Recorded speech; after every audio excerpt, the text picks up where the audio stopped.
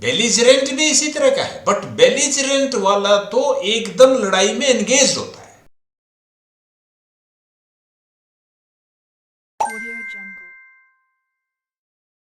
नमस्कार दोस्तों। जब 26 फरवरी को हमने वीडियो बनानी शुरू की थी और लाइव सेशन चल रहा था, तो उसमें हमने बीच में रियलाइज किया था कि वोकेबुलरी बिल्डिंग भी जरूरी है, बल्कि हमने साथ में एक रूट की भी थी लैटिन, और जो साइड और साइज आपको याद हो। अगर आपने उस वीडियो को नहीं देखा है तो उसको मैं इसकी एंड में ऐड कर दूंगा, उसका एक्सट्रैक्ट जो रेलिवेंट वोकेबुलरी बिल्डिंग वाला पार्ट है उसका आप इकट्ठा भी देख सकते हैं। एनीवे, आज हमने एक दूसरी रूट ली है, वो भी लैटिन की ही है, और उसका जो संबंध है उसका वार से संबंध है। तो जो रोमन माइथोलॉजी है उसमें युद्ध के जो देवता है उसका नाम मार्स है, मंगल, ये युद्ध का देवता है। और इनकी जो पत्नी है उनका नाम बेलोना। तो इससे ये जो बेल इसमें से लेके और बहुत सारे वर्ड बने हैं अंग्रेजी भाषा में, और उन सब में कहीं ना कहीं युद्ध या आक्रामक रवैये का कुछ ना कुछ असर उस हर शब्द में मिलेगा, जिसमें ये BELL आपको मिल जाए। ये देखो, अब पहला हमारा जो वर्ड है आज वो है एंटेबेलम। ये जो एंटे है ये प्रीफिक्स है, इसका मतलब होता है पूर्व, बिफोर, और बेलम, बेलम का अर्थ है युद्ध, युद्ध से पूर्व। एंटेबेलम का मतलब है युद्ध से पूर्व। तो जैसे सेंटेंस हो कि युद्ध से पूर्व के अमेरिका में, अमेरिका के साउथ में, इन दी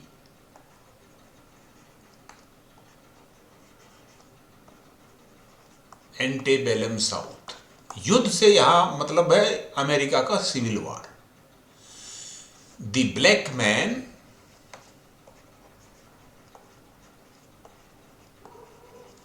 could not even think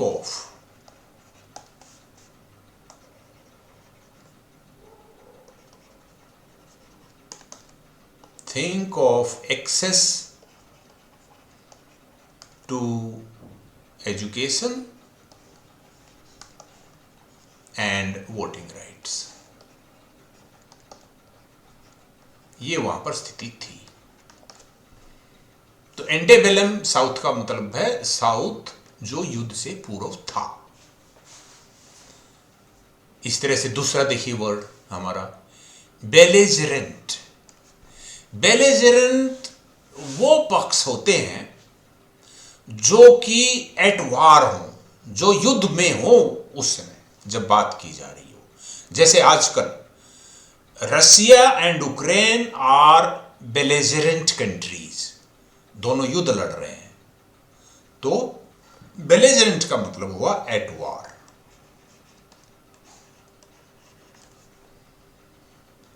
इसी से मिलता जुलता है बेलिकोज। बेलिकोज एक एडजेक्टिव है, जैसे बेलिकोज एटीट्यूड किसी का हो तो वो आदमी बहुत अनपॉपुलर हो जाता है। तो उसको हम कह सकते हैं, किसी कोई भी आदमी हो, मिस्टर सो एंड सो, या he is quite unpopular because of his bellicose attitude।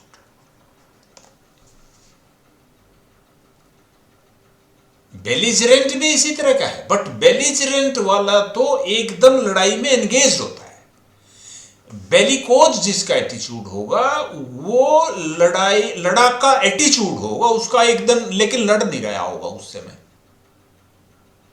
इसी तरह से और हमारा है बेलिजरेंस। ये भी लड़ाका होने का रुझान दिखाता है। अगर किसी का एटीट्यूड बेलिजरेंस का है तो वो रुझान है उसका। ये एडजेक्टिव है, ये नाउन है। ये बेलिकोसिटी है। बेलिकोसिटी भी नाउन है। बेलिजरेंस और बेलिकोसिटी में ये फर्क है कि बेलिजरेंस वाला एकदम लड़ाई में ही होता है और बेलिकोसिटी वाला उस रवैये को लिए हुए होता है। जैसे हम यहां कह सकते हैं कोई आपको पता है कुछ विधायक भी ऐसे होते हैं जो संसद में विधानसभा में लड़ते रहते हैं, पार्लियामेंटेरियन भी हो सकते हैं। तो इसको हम कह सकते हैं दी लेजिस्लेटर, कोई खास लेजिस्लेटर होगा दिमाग में बोलने वाले के। The legislator came to the press club, मान लिया वो इंटरव्यू पे आए, प्रेस को सामने करने के लिए आए। Came to the press club with his trademark bellicosity, मतलब जिसके लिए वो जाने जाते हैं उस बेलिकोसिटी को साथ ही लेके प्रेस क्लब आए। तो ये बेलिकोसिटी का यूज हुआ। रिबेलियन होता है खुला विद्रोह। जैसा कि 1857 का हमारा जो फर्स्ट वॉर ऑफ इंडिपेंडेंस था, जिसमें कुछ भारतीय सैनिक जो कि रॉयल आर्मी में थे, उन्होंने बगावत कर दी थी, खुली बगावत कर दी थी।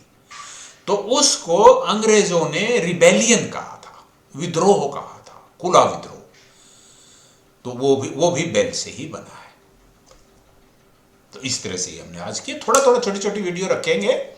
अब कभी भी आपको अगर कोई वर्ड दिखाई दे जिसमें BELL है, तो आप समझ लेना कि इस वर्ड का वार से, लड़ाई झगड़े से कुछ ना कुछ ताल्लुक है और उसका मीनिंग देखना, वो आपको मिलेगा।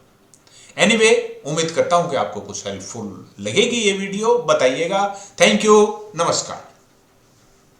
जो भी वर्ड हैं इंग्लिश के आपने देखे होंगे, उसमें वो आमतौर पे या तो लैटिन लैंग्वेज से लिए गए हैं या ग्रीक लैंग्वेज से लिए गए हैं। इसकी जो ग्रामर है इंग्लिश लैंग्वेज की, वो जर्मेनिक लैंग्वेज से ली गई है। ये और जो कोई भी वर्ड होगा उसमें या तो जो शुरू में लगता है, जिसको प्रीफिक्स बोलते हैं, जो शुरू में मॉर्फिम होता है वर्ड के, उसको प्रीफिक्स बोलते हैं। जो बाद में लगता है उसको सफिक्स बोलते हैं। तो जैसे एक लैटिन का वर्ड है साइड। वर्ड तो पूरा कुछ और होगा, लेकिन जिस अंग्रेजी में जो उसका रूप हमने लिया है वो साइड। एक है साइज। ये इसका मतलब भी काटना होता है, इसका मतलब भी काटना होता है। अंतर इतना है कि इसमें काट के हम बिल्कुल जान से मार देते हैं और इसमें काटते हैं। देखिए, अब वर्ड आपने एक देखा होगा, होमिसाइड। ये साइड लगा हुआ है जो, इसका मतलब तो मारना हुआ, और ये जो होमी है इसका मतलब हुआ ह्यूमन बीइंग, यानी आदमी को मारना। अब इसको अगर हम कॉमन रखें, इसको कुछ रूट्स के पीछे लगाएं, तो कैसे इसी से मिलते जुलते बहुत सारे शब्द बनते हैं। जैसे बायोसाइड। साइड का मतलब तो हमें इससे पता लग गया, मारना, किल। ये बायो का मतलब होता है लाइफ। आपने सुना होगा बायोलॉजी। लॉजी का मतलब स्टडी और बायो का मतलब लाइफ। लाइफ की स्टडी जो कराए साइंस, वो बायोलॉजी। अब इसको बायो के पीछे लॉजी के बजाय साइड लगा दिया, तो जीवित चीज को मारना, बायोसाइड। इसी तरह से पेस्टिसाइड मारना और पेस्ट को मारना। पेस्ट वो कीड़े मकोड़े होते हैं जो हानिकारक होते हैं आमतौर पे, जिनकी जरूरत हमें नहीं होती, जो हमारे लिए हार्मफुल ही होते हैं, तो पेस्टिसाइड हो गया। इसी तरह से हर्बिसाइड, जो हर्ब्स को मारे, ऐसी दवाई जो हर्ब्स को मार दे। हर्ब होती है छोटी छोटी वनस्पति, छोटे छोटे पौधे, तो जो उनको मारता है केमिकल वो हर्बिसाइड होता है। इसी तरह से और वर्ड देखिए, सुसाइड। शू का मतलब सेल्फ, जो अपने आप को मार ले वो सुसाइड है। इसी तरह से अगर आपने देखा हो एक पेट्रीसाइड भी वर्ड होता है। पेट्री फादर के लिए, पेट्रीसाइड जो फादर को मार दे वो पेट्रीसाइड। इसी तरह से मां को मारना मैट्रीसाइड। पेरेंट्स को ही मार दे तो वो पेरीसाइड।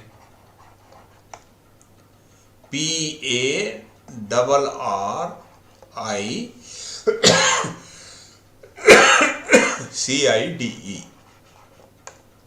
पेरीसाइड हुआ। अब साइज वाले देखिए, ये आपने सुना होगा इन साइज। इन साइज होता है, इसका साइज का मतलब है काटना। इन साइज का मतलब कट मार देना ऐसे अंदर की तरफ। और इन साइजर भी आपने सुना होगा, दांत के जो आगे वाले दांत होते हैं उनको इन साइजर बोलते हैं, यानी काटने वाले। इसी तरह से आपने सीजर्स भी सुना होगा, ये भी उसी साइज से बना है, काटने के लिए होती है सीजर, कैंची। तो इस तरह से अगर हम किसी वर्ड को लें, जो भी हमारे लिए नया वर्ड मिला है उसका हम डिक्शनरी में मीनिंग देखें, कोशिश करें कि उसकी रूट को देखें कि उसमें जो लैटिन या ग्रीक रूट है वो क्या है, उस रूट को आप पकड़ लें। इसके लिए एक अलग डिक्शनरी भी आती है, तो उस डिक्शनरी को, उसका मतलब इस तरह की होगी, डिक्शनरी ऑफ वर्ड ओरिजिन्स। ये वर्ड का ओरिजिन कहां से हुआ है उसकी डिक्शनरी होती है। तो इस तरह से एक डिक्शनरी जो नॉर्मल डिक्शनरी है, वैसे अच्छी डिक्शनरी तो होगी जिसमें वर्ड ओरिजिन भी दिए हुए होंगे। अगर वो नहीं है तो वर्ड ओरिजिन पे एक डिक्शनरी ले लें और जो भी वर्ड आपके पास आए उसको फिर देखें, उसमें डाल दें। तो ये तरीका है सही में वोकैबुलरी करने का, क्योंकि आप बहुत सारे उनको रट नहीं पाएंगे, कितने वर्ड्स को रटेंगे। तो अच्छा ये है कि उसकी रूट देख लें, उस रूट का मीनिंग देख लें, और फिर उससे मिलते जुलते जितने भी वर्ड आपके सामने आते हैं, जैसे जैसे आप हर रोज पढ़ते हैं, तो उनको वर्ड्स को अलग लिस्ट में लिखते जाएं और देखें कि जो रूट आपने देखी थी वो उस वर्ड में कैसे समाहित है और कैसे उसने मीनिंग को प्रभावित किया है, ये आपको उससे पता लग जाएगा। तो अब जैसे आपने देखा, अब कहीं भी अगर आपको कोई वर्ड दिखता है जिसमें CIDE है या CISE है या बायो है, आपने देखा, या पैट्री देखा आपने, पैटर से पैट्री बना था, या मैटर, ये माँ के लिए है, ये बाप के लिए है, बायो ये लाइफ के लिए है। और इसी तरह से आपने बहुत सारे वर्ड और भी देखे होंगे, साइड वाले देखे जिनमें साइड आ जाता है तो मौत आ जाती है, साइज का मतलब काटना आ जाता है। तो इस तरह से आपने किया तो आगे भी कर सकते हैं।